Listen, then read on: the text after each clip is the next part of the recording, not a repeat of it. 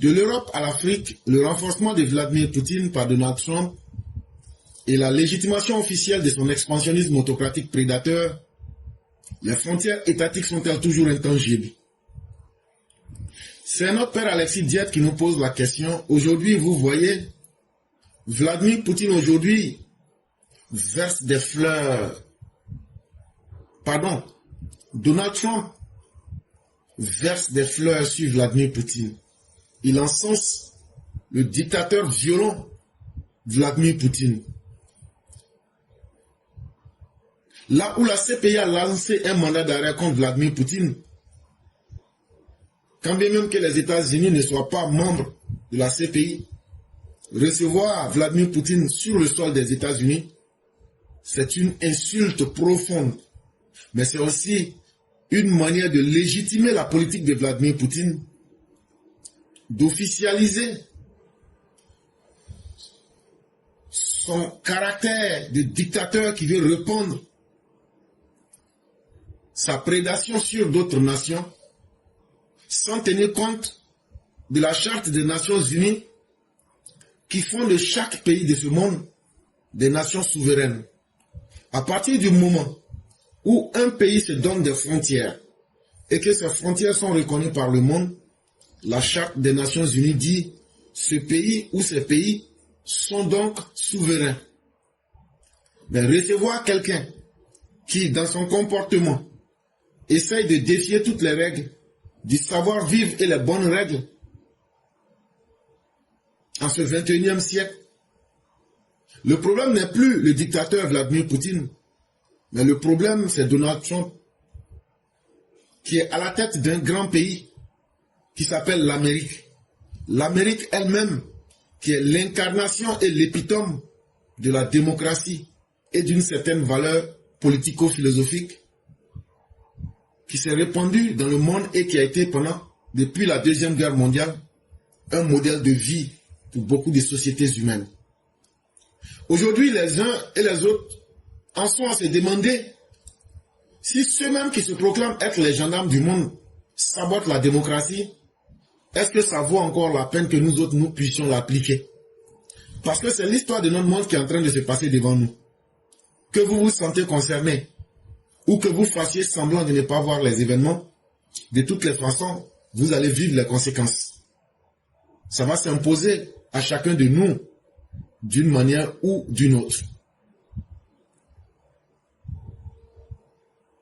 La légitimation officielle de l'expansionnisme autocratique prédateur poutinien russe en Ukraine et en Europe par M. Donald Trump renforce automatiquement cet expansionnisme en Afrique. Mais comme je le disais en début, quand on dit que le feu brûle le village voisin, nous, les habitants du village proche, on doit déjà se demander qu'est-ce qu'on fait pour ne pas que le feu puisse arriver chez nous.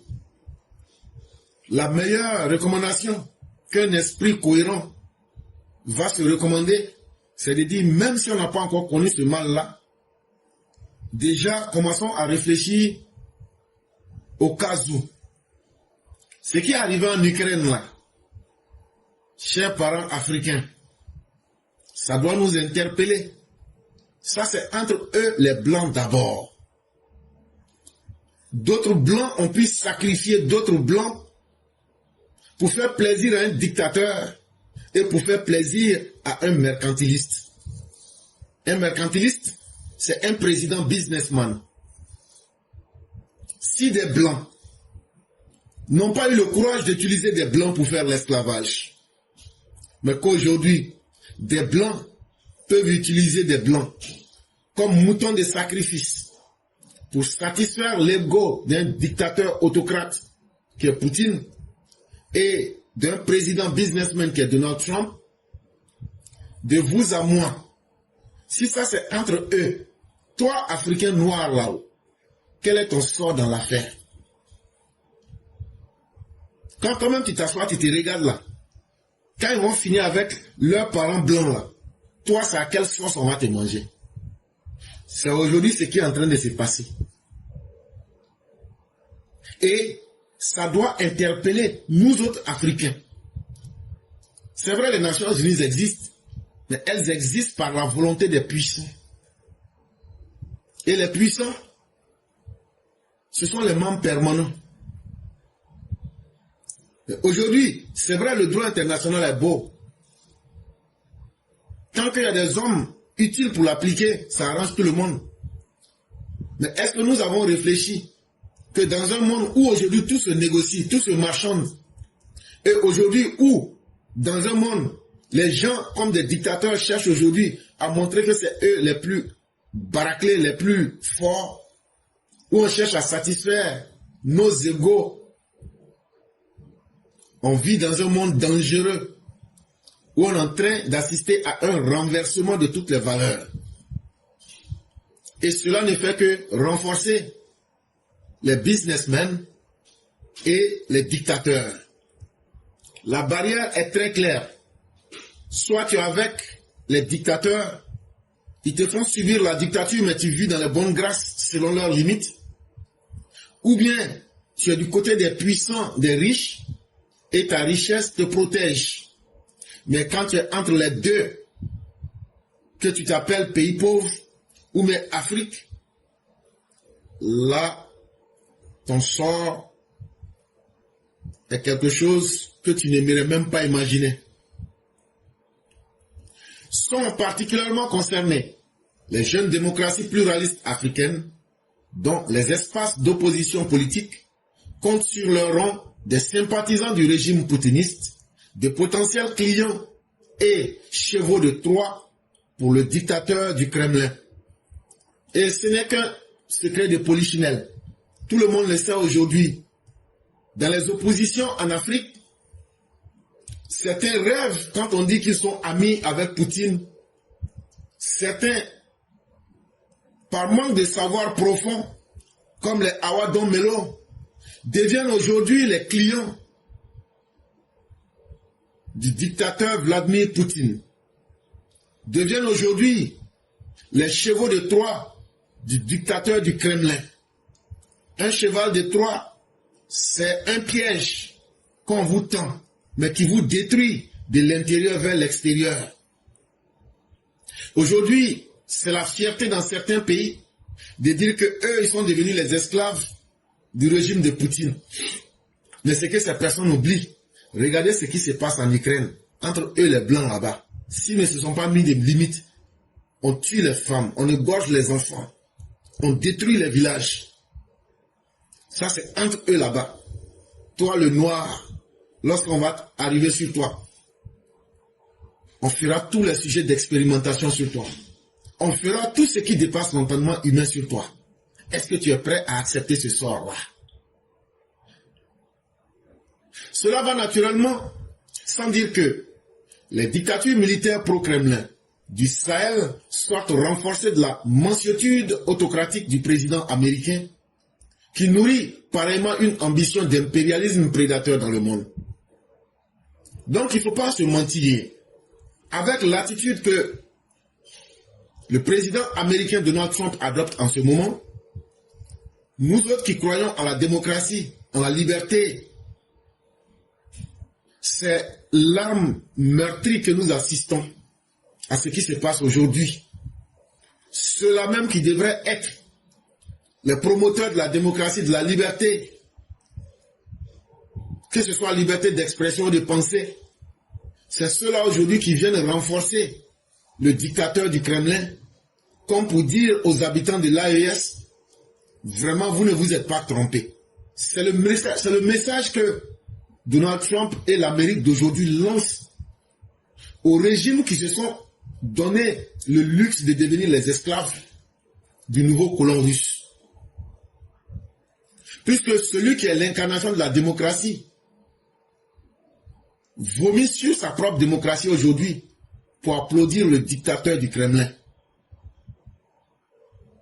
Et il remet de ce comportement, donc, il remet en cause la démocratie. Et quand c'est comme ça, c'est l'ouverture de la boîte de Pandore.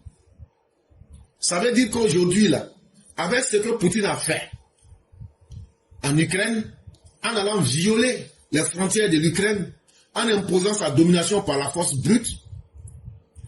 Ça veut dire aujourd'hui, là, les régimes d'Israël peuvent attaquer n'importe quel pays et violer les frontières de ces pays-là parce que leur maître, Poutine, a fait l'exemple.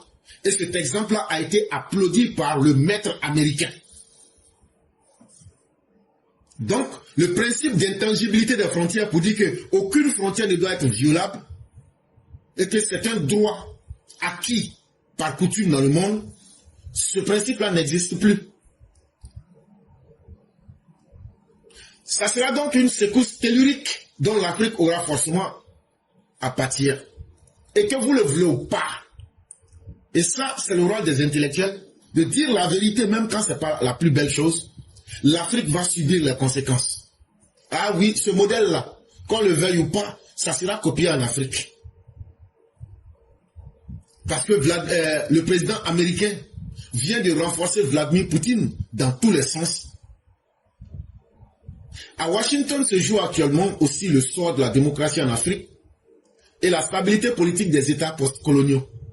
Mais au-delà même de l'apologie de la barbarie qui permettra aujourd'hui que le plus fort viole les frontières du plus faible, il y a aussi un deuxième élément qui est fortement mis en danger. La démocratie et la stabilité de nos pays africains qui, après être sortis de la colonisation, on est en train, à petits pas, d'aller vers la construction d'une société. On avait cru en une valeur qui était la démocratie. Et cette démocratie devrait apporter la stabilité dans nos pays. Mais aujourd'hui, on voit qu'on part, après le choc de la colonisation, on est en train d'assister aujourd'hui au choc d'un nouveau monde barbare qui s'offre à nous. Où il n'y a plus de règles. Où les règles qui existent, c'est d'être le faire valoir du plus fort, ou bien d'être parmi ceux qui font du commerce avec tout pour avoir plus de puissance. C'est ce qu'on appelle ici le mercantilisme ou bien la politique du businessman. L'alliance entre le grand business et la dictature est en train de redéfinir les valeurs politiques, morales et même sociétales de notre temps. Et donc, chers parents, ne nous blaguons pas. La vérité, elle peut être cruelle, elle peut être dure, mais il faut avoir le courage de l'exprimer. Les valeurs sur lesquelles notre monde reposait sont en train d'être remplacées par les business, c'est-à-dire on vend tout, on négocie tout pour soit avoir de l'argent ou bien soit pour devenir plus puissant, pour montrer que nous on est le plus fort et on impose sa volonté. Que ce soit les valeurs politiques, que ce soit les valeurs morales, en tout cas, tout est en train d'être redessiné en face de nous en ce moment. Un dictateur, fut-il milliardaire, reste un dictateur et ne se transforme pas en démocrate en vertu de l'économie du libre marché. En réalité, il ne faut pas être surpris. Un dictateur, même s'il est milliardaire, il reste un dictateur.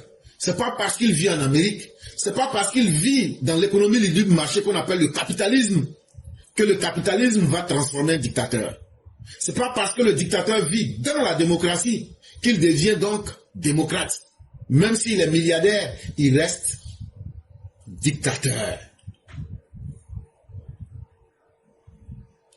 Et donc, il aura donc fallu qu'il puisse rencontrer un autre dictateur pour tisser les dépendances au profit de sa domination et réveiller en lui son impérialisme qui dormait. Et là, le dictateur se donne les moyens de faire du chantage. Il se donne les moyens pour acheter les consciences, mais il se donne aussi les moyens pour mettre ces consciences-là à sa domination en les violant.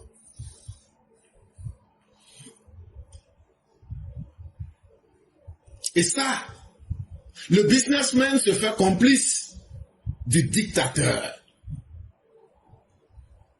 Le businessman ne devient plus une force d'émancipation. Mais aujourd'hui, il se transforme en force d'asservissement, en force de domination. Il devient donc un pouvoir criminel.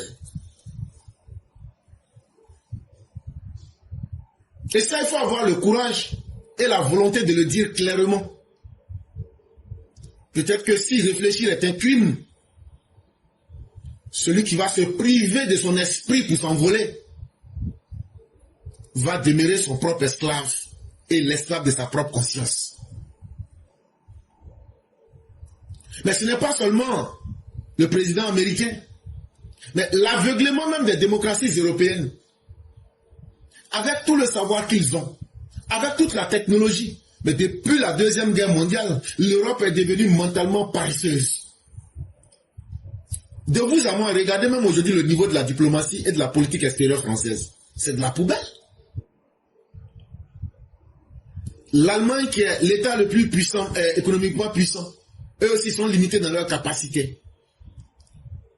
La Deuxième Guerre mondiale, si elle a une conséquence, c'est d'avoir rendu le peuple européen paresseux. Paresseux intellectuellement. Quand on a regardé les efforts de l'Europe, pendant les siècles des Lumières, quand on a regardé les efforts que les Européens ont fait à travers le monde, quand on a vu comment les Hollandais ont fait le commerce, quand on a vu comment les Portugais ont navigué sur les mers du monde, et qu'on se retrouve aujourd'hui à venir retrouver les enfants et les arrière-petits de ces personnes incapables de réfléchir et d'améliorer leurs propres conditions quand vous avez les meilleures universités chez vous. En tout cas, vous avez parmi les meilleures universités certaines. Tout ça pour s'être volontairement aveuglé et n'avoir pas compris qu'au-delà du maître, la dialectique hegelienne devrait être une leçon. Et que, quand bien même que nous devrions suivre le maître en tant qu'Européens, nous devrions chercher à devenir dépendants en rendant le maître plus dépendant encore pour que le maître devienne notre esclave. Et c'est la même condition pour les Africains. Nous nous justifions. Nous, on n'est pas fort. Nous, on n'a pas l'argent. Nous, on ne peut rien faire. Mais ce n'est pas se justifier qui va vous libérer. Ce n'est pas se justifier qui fera que vous ne serez pas écrasés. C'est justement l'erreur qu'il ne fallait pas commettre. Et aujourd'hui, ils ont livré l'Europe à un dictateur sanguinaire qui s'appelle Vladimir Poutine. Parce que l'Europe a pensé que, en donnant la démocratie, en donnant le libéralisme économique, en donnant le capitalisme par naïveté au Russe Vladimir Poutine, que cela allait calmer cette tendance sanguinaire des dictateurs. Mais cela a plutôt servi de raison pour Vladimir Poutine d'abuser de la naïveté des Européens, puisque les Américains aujourd'hui collaborent avec Vladimir Poutine. Et aujourd'hui, on se retrouve dans un monde aujourd'hui où celui qui ressort le plus fort et le plus regaillardi de cette situation, c'est Vladimir Poutine. Il vient de crucifier et de faire du peuple de l'Ukraine un martyr. Et ça, parce qu'on a en face de nous un businessman qui dit on peut tout négocier tant que ça peut faire rentrer de l'argent. On peut renier nos valeurs emblématiques de liberté. On peut chier sur la démocratie. On peut chier sur le capitalisme. On peut chier sur nos valeurs pour faire plaisir à un dictateur tant qu'on peut avoir de l'argent avec lui. Tant qu'on peut négocier avec lui pour obtenir ce qu'on veut. Et la question que je vous pose, dans quel monde toi tu veux vivre? Est-ce que le choix de s'asseoir pour être victime de ce qui va t'arriver, c'est le meilleur choix? C'est à toi-même de réfléchir sur ta condition et de se dire, est-ce qu'il n'est pas temps de faire quelque chose? Est-ce qu'il n'est pas temps de se réveiller? Est-ce qu'il n'est pas temps de se battre? En tout cas, personne n'aura le choix parmi nous. Tu ne te bats pas, tu seras écrasé. Pourquoi ne pas se battre et aussi causer des dommages avant d'être écrasé? Voilà aujourd'hui l'option qui s'offre à nous.